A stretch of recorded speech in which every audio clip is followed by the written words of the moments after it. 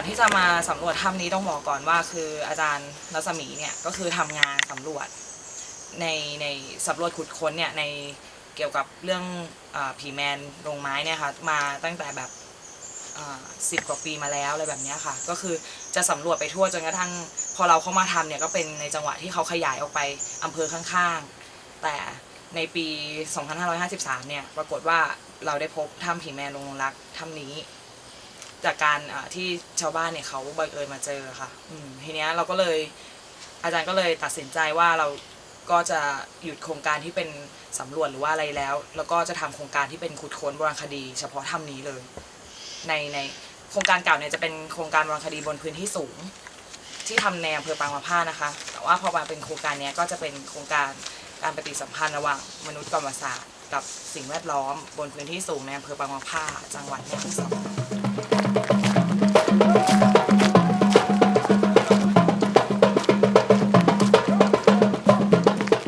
คือตอนที่เรามาจะทำงานที่ถ้ำเนี่ยต้องมีผู้นำทางด้านความเชื่อมาทำพิธีไหว้ผีอะไรที่ถ้ำก่อนนี้ค่ะเขาเดินในป่าเขาจะ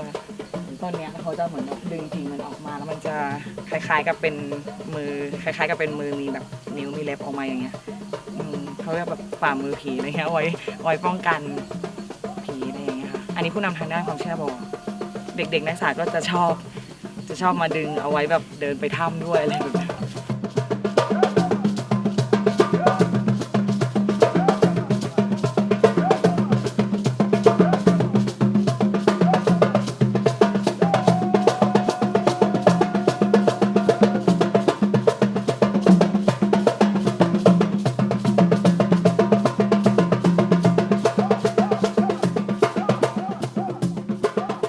เนื่องด้วยธรรมชาติของคนไทยใหญ่ที่เนี่ยเขาจะนับถือพุทธควบคู่กับผีอยู่แล้วใช่ไหมคะดังนั้นเนี่ย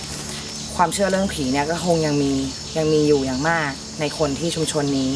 ถึงแม้ว่ายุคสมัยจะเป็นแบบปัจจุบันแบบนี้นะคะเพราะฉะนั้นเนี่ยที่ถ้ำของเราเนี่ยเขาก็จะมีความเชื่อเรื่องนี้เหมือนกันเพราะว่าถ้ำที่เราเจอเนี่ยเป็นกระดูกคนทั้งนั้นเลยเพราะฉะนั้นเนี่ยกระดูกคนเนี่ยมันก็เหมือนแบบมันต้องควบคู่กับเรื่องผีอยู่แล้วถ้าเป็นคนในชุมชนหรือว่าปัจจุบันเนี้ยเขาจะมองค่ะเพราะฉะนั้นเนี่ยเราก็ต้องทำการไหว้ผีที่ถ้ำของเราด้วยเพราะว่ามันก็สอดคล้องกับความเชื่อของชุมชนเพื่อความสบายใจแล้วก็เหมือนถ้าเราไม่ไหว้หรือเกิดเหตุไม่ดีอย่างเงี้ยก็จะกระทบกับชุมชนด้วยชุมชนก็ขอให้เราไหว้เราก็ทำให้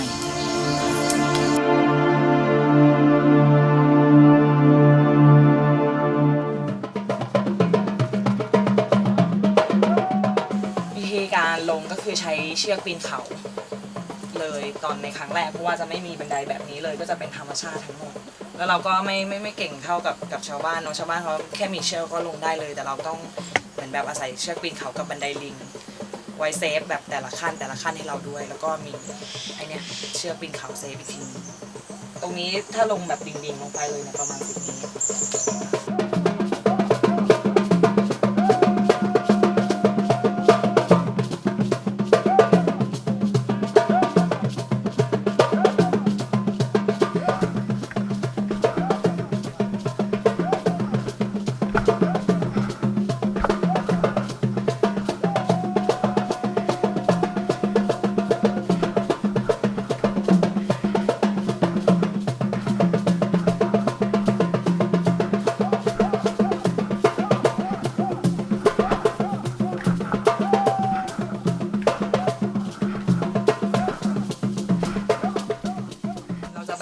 3 คูหา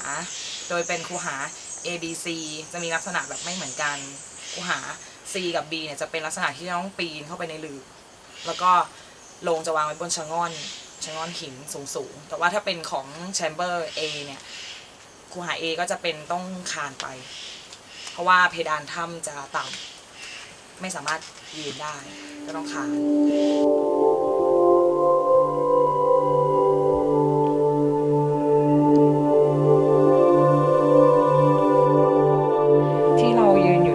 เรียกว่าคูหา C ค่ะแล้วก็ถ้าเดินผ่านเข้าไปทางนี้จะเรียกว่าคูหา B ซึ่งมันจะมีพวกโรงไม้แล้วก็วัตถุต่างๆเนี่ยอยู่ข้างในนี้แต่ว่าข้างในนี้มันจะเป็นลักษณะการวางโรงอีกแบบหนึ่งที่อาศัยธรรมชาติก็คือวางตามชะง่อนหินแล้วก็โดยมีคานอีกทีนึงซึ่งมันจะแตกต่างกับห้องแชมเบอร์ A ที่เรากำลังขุดค้นอยู่ค่ะ จะเหมือนแบบลงมาแล้วก็จะเป็นเราจะเหมือนตั้งเอาไว้เป็นศูนย์รวมหรือว่าเอาไว้ทำอะไรที่มันแบบออกมาพักจากตรงที่อยู่ในคูหาเพราะว่าตรงนั้นมันจะออกซิเจนน้อยตรงนี้มันจะมีปากถ้ำอยู่เรายังจะมีออกซิเจนอยู่อะไรเงี้ยถ้าถ้ำนี้นะคะมันจะประกอบเขาเป็นมีเป็นถ้ำเป็นกับถ้ำตายผสมกันก็คือถ้ายังมีน้ำหยดอยู่อย่างเงี้ยก็คือมีหินงอกหินย้อยยังเกิดอย่างเงี้ยก็จะคือเป็นถ้ำเป็นซึ่ง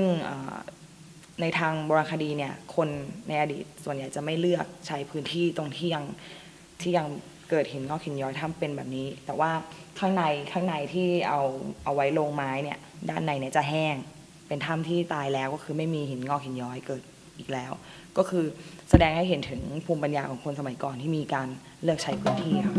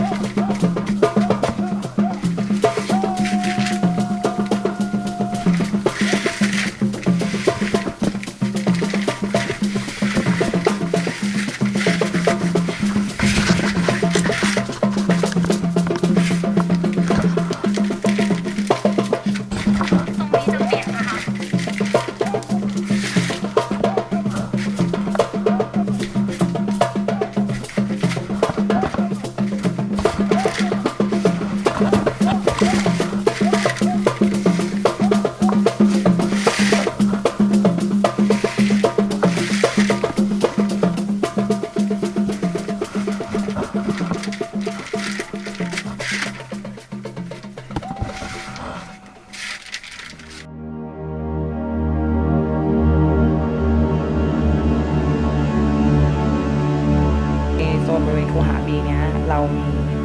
หน้าที่รับผิดชอบในการทำผังกับสำรวจตรงนี้ค่ะช่วยกันแล้วก็แต่เรามีหน้าที่รับผิดชอบในการวาดเป็นคนวาดหลักๆแล้วเราก็จะเดินขึ้นมาจากตรงนี้ตามทางที่เรามาแล้วเราก็จะเดินลงไปตามนี้ค่ะแล้วก็ไล่ลงไปที่ร่องนั้น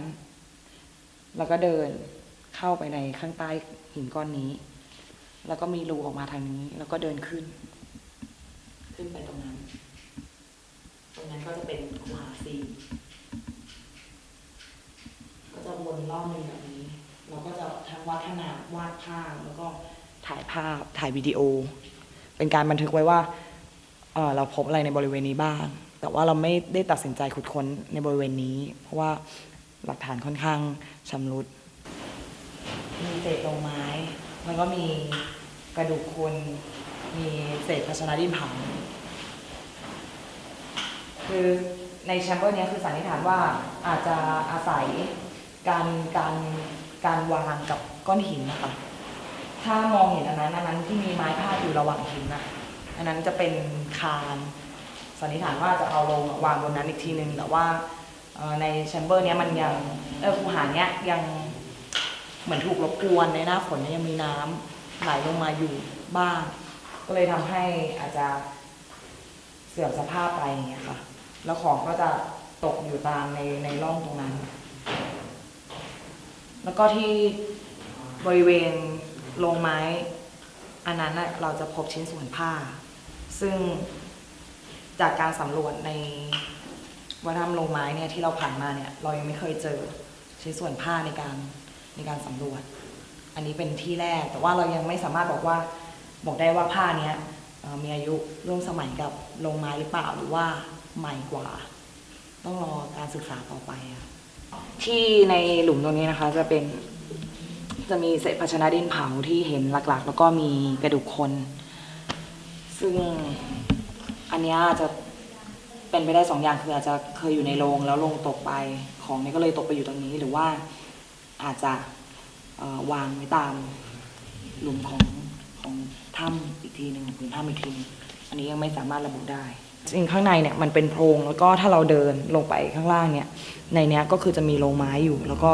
มีโบราณวัตถุชิ้นพิเศษก็คือจะเป็นพานไม้ที่ลงรักอยู่ค่อนข้างสมบูรณ์เหมือนกันจะอยู่ข้างในนี้นะ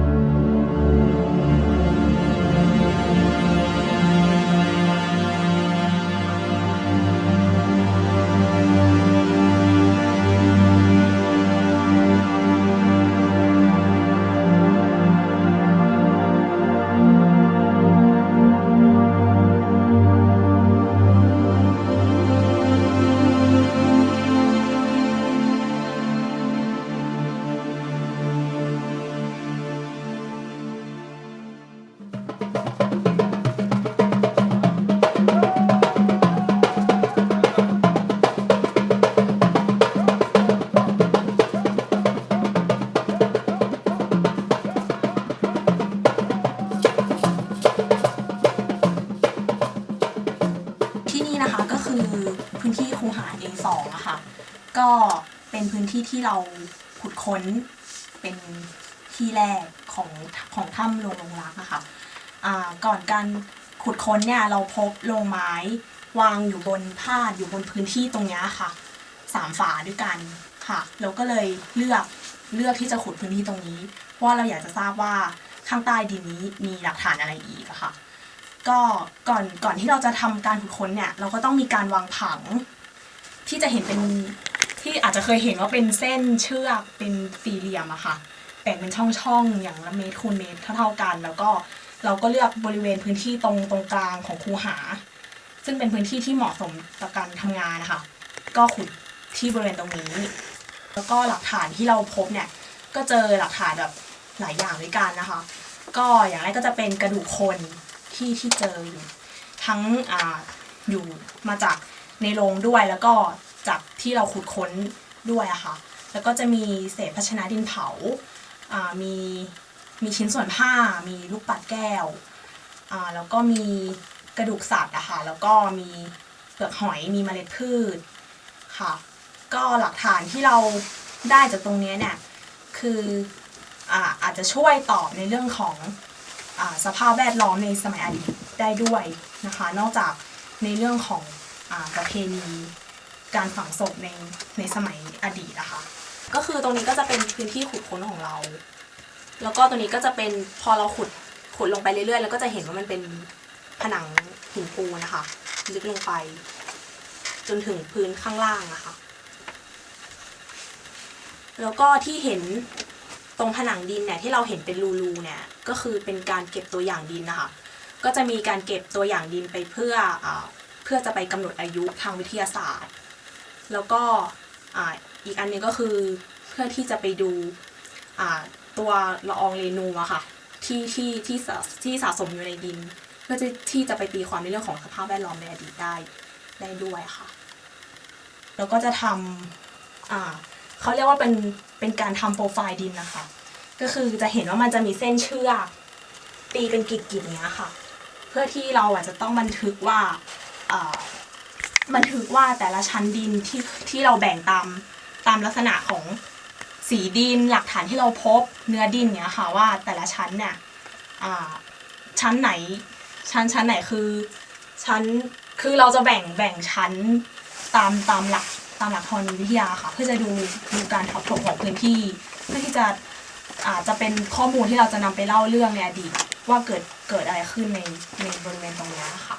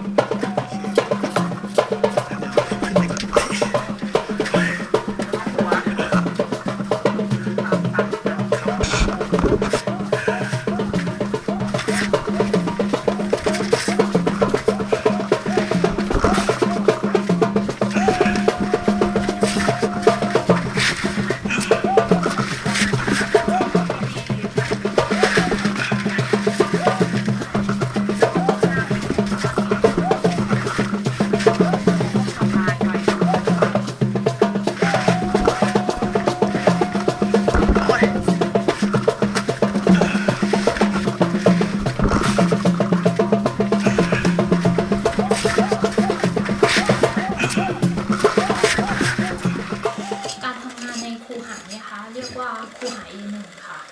ก็เป็นคูหาที่พูดได้ว่าใหญ่ที่สุดในถ้ำโรงรักค่ะแล้วก็เป็นคูหาที่พบโลงไม้มากที่สุดมีจำนวน39ฝาค่ะก็คือประมาณ18โลงค่ะ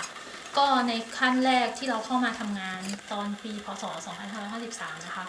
เราก็เข้ามาทำผังแล้วก็สำรวจเรื่องโรงแต่ละโรงค่ะว่ามีขนาดเท่าไหร่มีการบันทึกเป็นภาพแล้วก็ถ่ายรูปไว้อะค่ะวาดรูปลงไว้แล้วก็ถ่ายรูปไว้ด้วยแล้วก็ทำผังคร่าวๆเพื่อดูขนาดของพื้นที่ค่ะแล้วก็ปี2556ค่ะประมาณเดือ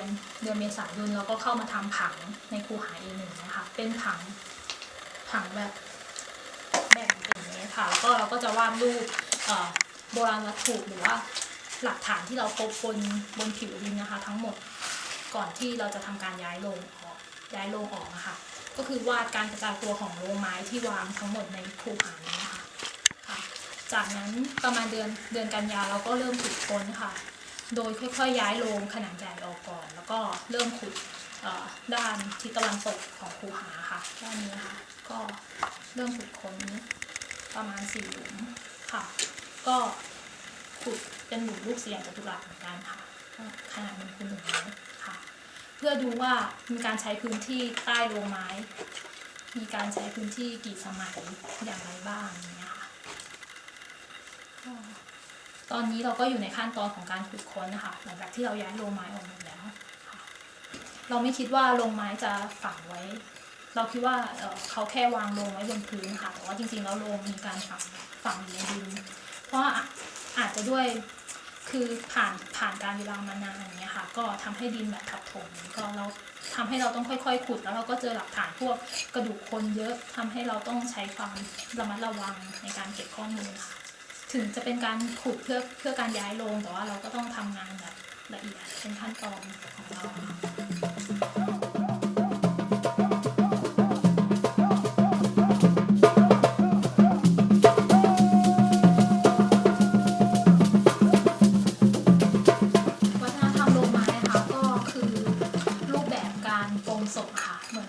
พิธีกรรมความตายหนึ่งที่พบเฉพาะในพื้นที่จังหวัดแม่ฮ่องสอนแล้วก็ตามแนวทิศตะวันตกตั้งแต่จีนตอนใต้ไปจนถึงหมู่เกาะในฟิลิปปินส์แล้วก็ในอินโดนีเซียค่ะก็วัฒนธรรมโรงไม้ค่ะเป็นรูปแบบการฝังศพเฉพาะที่จะฝังคือจะเอา จบวางในโรงไม้อะค่ะโดยเป็นโรงไม้ก็คือทำจากไม้สักที่ผ่าครึ่งเป็น2 ฝาแล้วก็ประกบกันเป็นโรง1 โรงค่ะแล้วก็แต่ละโรงเนี่ยก็จะมีการแกะสลักที่หัวโรงแตกต่างกันไปค่ะแล้วก็แบบแผนเฉพาะก็คือเราจะพบโรงไม้ตามถ้ำที่เข้าถึงได้ยากค่ะเป็นถ้ำหรือว่าเป็นเพิงผาเนี่ยค่ะอย่างในบางภาคก็จะพบเยอะค่ะแล้วก็อย่างถ้ำนี้ค่ะถ้ำโรงรักก็เป็นส่วนหนึ่งของถ้ำในวัฒนธรรมโรงไม้เหมือนกันค่ะเป็นความแบบมหัศจรรย์ของคนสมัยก่อนที่แบบเป็นพื้นที่อย่างนี้แต่เขาก็สามารถแบบเอาโรงขนาดใหญ่เข้ามาวางได้ค่ะแล้วก็ยิ่งเจอของแบบเยอะเป็นจำนวนมากนี้เราก็คิดว่าโหคือแสดงว่าก็ต้องมีคนเยอะอะค่ะในสมัยก่อน ที่คูหาเนี่ยมีความสำคัญเพราะว่าตั้งแต่เราสำรวจแล้วก็ขุดค้นมาไม่เคยเจอ แต่ว่าสันนิษฐานว่ามันเป็นการอาจารย์เนี่ยสันนิษฐานจากหลักฐานเท่าที่พบมา10 กว่าปีว่ามันเป็นการฝังศพครั้งที่2ค่ะแต่ทีเนี้ยแต่เราก็ยังไม่เคยเจอกระดูกข้างในโรงแต่ว่าจากการสำรวจเนี่ยก็คือที่โรงไม้โรงเนี้ยนะคะโรงใหญ่ๆเนี่ยก็คือเราพบว่ามีโครงกระดูกอยู่ภายในโรงอันเนี้ยเป็นที่แรกแล้วก็เป็นที่ที่ทำให้เราเนี่ยตัดสินใจว่าจะทำการศึกษาทำวรรณคดีที่ถ้ำนี้เพราะว่าเราไม่เคยเจอข้อมูลแบบนี้จากการสำรวจในระยะเวลา15 ปีที่ผ่านมาวัฒนธรรมโรงไม้เนี่ยที่กำหนดค่าอายุเอาไว้ในเบื้องต้นก็คือ 2,600 ถึง 1,100 ปี จากการที่เราสำรวจมาทั้งหมดนะคะแล้วก็ขุดค้นที่อาจารย์เคยทำผ่านมาก็การทำโรงไม้เนี่ยคือไม่ใช่เลือกต้นที่แบบว่าอายุน้อยๆเนี่ยคือเลือกต้นที่แบบมีอายุมากแล้วก็มีการไม้ก็คือตัดท่อน้ำเลี้ยงที่รอบๆโคนต้นมันแล้วก็ให้มันยืนต้นตายแล้วเขาก็เลือกส่วนใหญ่เนี่ยคือเลือกไม้สักเพราะว่าเป็นไม้ที่มีคุณภาพดีพอมันยืนต้นตายเขาตัดมาเนี่ยแล้วเขาก็เอามาทำเนี่ยก็เอามาแบบผ่าครึ่งแบบเนี้ยแล้วก็ขุดในการใช้พวกนี้ก็คือเขาต้องมีพวกเครื่องมือเหล็กแล้วในการที่จะทำแล้วก็คือเราสันนิษฐานว่าน่าจะต้องมีช่างที่เป็นแบบช่างฝีมือเนี้ยก็โรงไม้โรงเนี้ยเป็นโรงที่เราสำรวจพบครั้งแรกเลยเนาะที่มีการแบบว่าวาดลวดลายบนโรงอะค่ะสีดำนี่คือเราสันนิษฐานว่าเป็นยางรักทีเนี้ยก็เลยจากการพบโรงเนี้ยอาจารย์รัศมีเนี่ยก็เลยตั้งชื่อถ้ำนี้ให้ว่าถ้ำผีแมนโรงรักเพราะว่าไม่เคยเจอแบบนี้ที่ไหนมาก่อนนะคะแล้วก็ถ้าเราแบบทำจนเสร็จแล้วเราหาคำตอบต่างๆให้กับคำถามได้เนี่ยคิดว่าเราน่าจะได้คำตอบได้เรื่องราวที่แบบว่ามาเติมเต็มในช่วงวัฒนธรรมโรงไม้อะได้ค่อนข้างเยอะคิดว่าน่าจะเยอะเหมือนกันนะคะแล้วก็จะทำให้แบบไปเชื่อมโยงกับบริเวณอื่นๆของประเทศหรือว่าของประเทศเพื่อนบ้านเราได้โดยทำ